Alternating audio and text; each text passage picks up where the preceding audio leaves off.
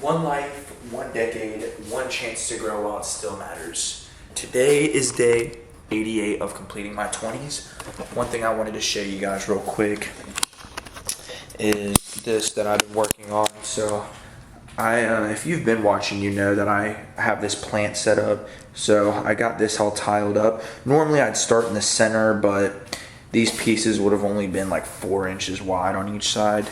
And I don't have a tile saw to cut these big old pieces. So I just left it like that, and then I'll just put in a little sliver right there, and I'll probably put in a mirror here in the middle.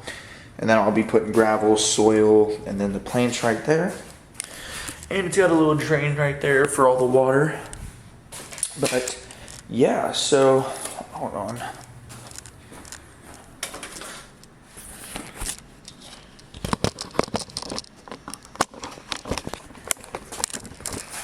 Okay, so today I took a rest day so I can so I can do that stuff, and then I finished up arm day. Oh, my back looks good in that mirror. Hold on. Let me get a little quick pose for you guys. Ooh.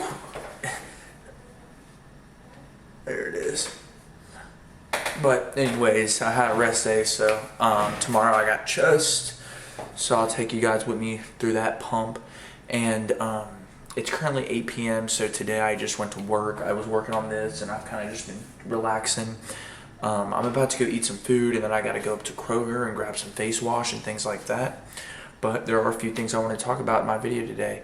So starting off with the first thing I wanted to talk about was this quote I heard today, and it said, it had something, it was something like this. It was like, I wanted a pair of shoes, or I wanted a pair of shoes until I met a guy with no feet. And pretty much it's just a reminder to be grateful for what you have, because comparison is the thief of joy, but it is also the expression for gratitude as well. So it can also show you what you need to be grateful for in life, because nothing will come. You can't expect happiness out of materialistic things. You have to be grateful for what you have, because everybody's position is different. So that's kind of just something small that I read today, that I think I'm going to continue to read myself. And then there are 2 more things, so I'll be right back.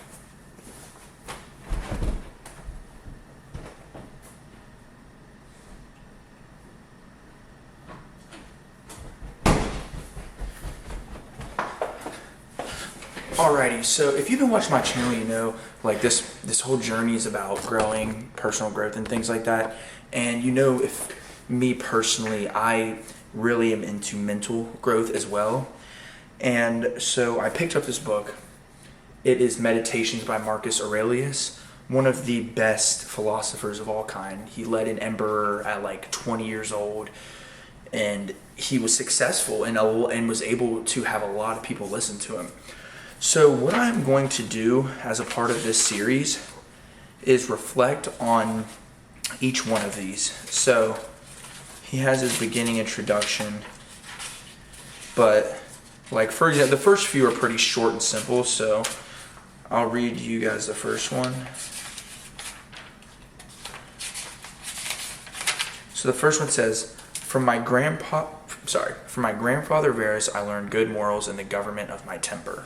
So some of these will be pretty simple, and I feel like that one's pretty simple. So I think he starts off with like his family, his father, and just pretty much his mother and things like that. And he goes through and talks about what he's learned from them, and kind of, what he's learned from them. So like, I'll actually go ahead and read this first page. So the first one says, From my grandfather Varus, I learned good morals and the government of my temper.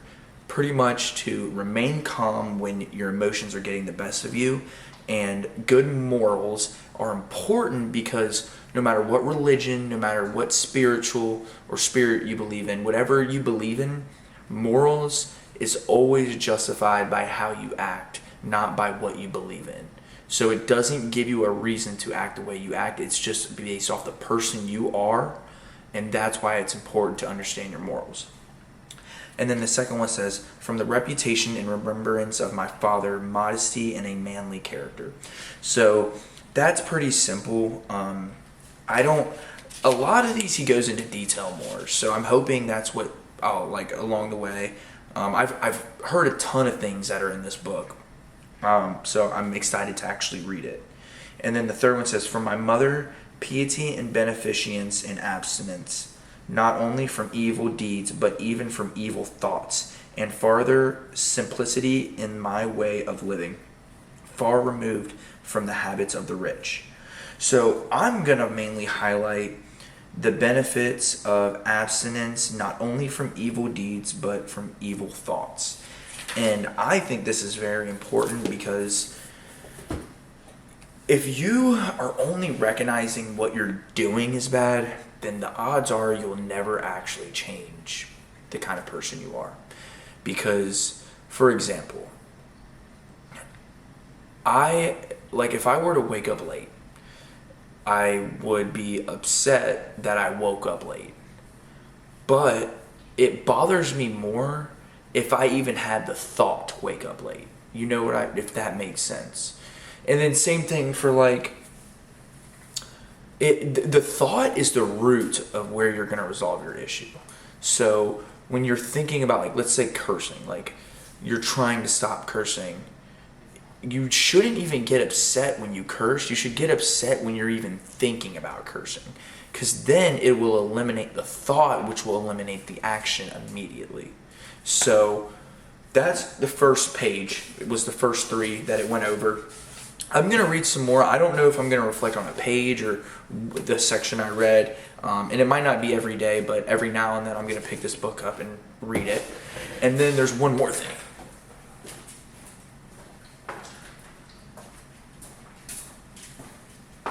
So while I was at work today, I've been thinking a lot recently. So in these next decade of my life, what I want to do. And when I was really young, I always had a ton of business ideas. And I feel like it's good. You want to be ambitious and you want to have a lot of ideas. And especially for the financial part of it. But I'm starting to realize that was my biggest issue at the beginning, is I wanted to just get rich. And I didn't focus on anything that I would enjoy working my ass off every day. Because let's say I work my ass off to try and get rich. I can work 3 jobs, night shift, day shift, and evening shift. I could work all that, save all my money, and I'm sure eventually I'd get rich, invest it all into 401ks, or just save it, invest in the right stocks. But that's not what anybody wants to do. That's not what I want to do. And even if I did do all that and I had the money, I don't think it would satisfy me. So I started switching over to the thought of, what am I really passionate? What do I really like to do? And that's when 88 days ago, I started making YouTube videos. I said, I love thinking. I love intellectual conversations, and I love personal growth. And I know there's people out there who love those things with me. So along this journey of personal growth, I've also realized I love the gym. I've been doing it for 3 years, lifting weights, everything. Really, anything physical I love. I do volleyball, basketball, I go to the gym, I've gone hiking, I've gone swimming, just anything physical I love to do. But 5 days a week, I make sure to go to the gym, because that's what's really going to keep me healthy, consistent, and disciplined. So I realized I want to start a gym. I've been thinking about it a lot, mainly just like I said, I'm thinking about a lot of business ideas. So I'm in the shower glass business. So I thought about doing a shower glass business just because I'm super knowledgeable. I thought about buying and selling houses. I've thought about gym. I've thought about a clothing brand. I've thought about a lot of different things. I've even thought about going into a trade, learning that, and then starting my own business. But what I've realized is important is, what do I do and what do I like to do? Well, I spend 10 hours a week easily in the gym, and I love it.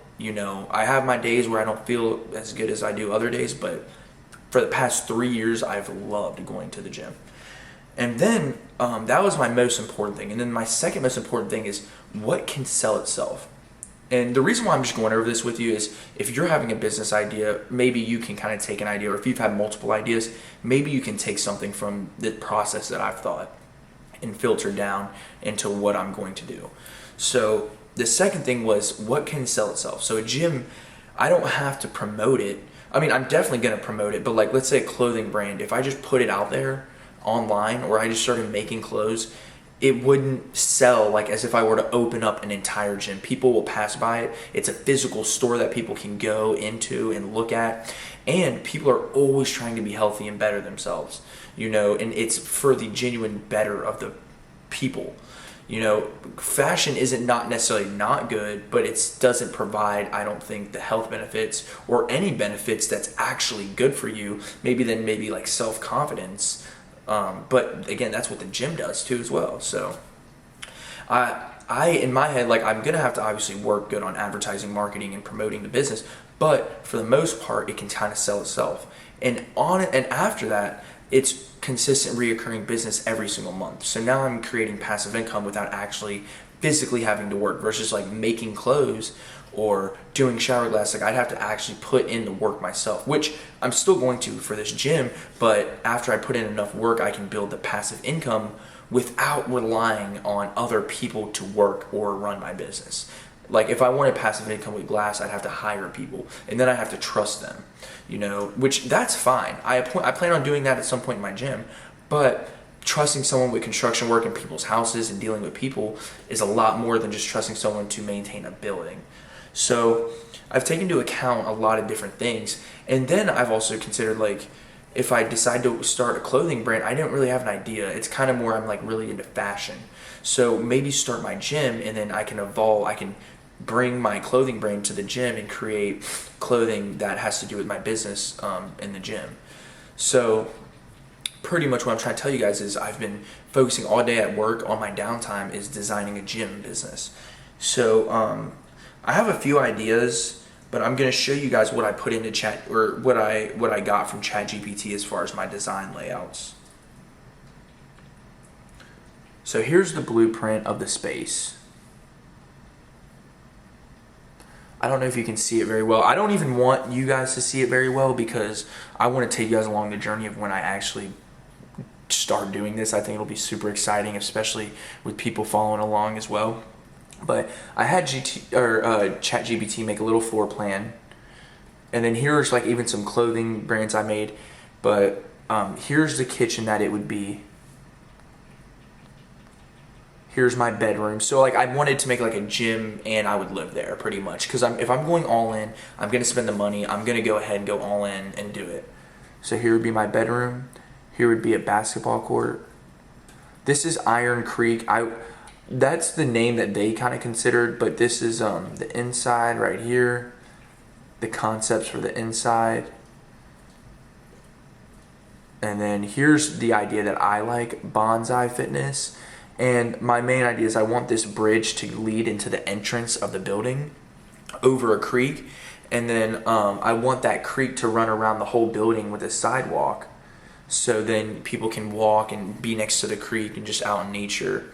And then here's some more of the actual workout facility area. And then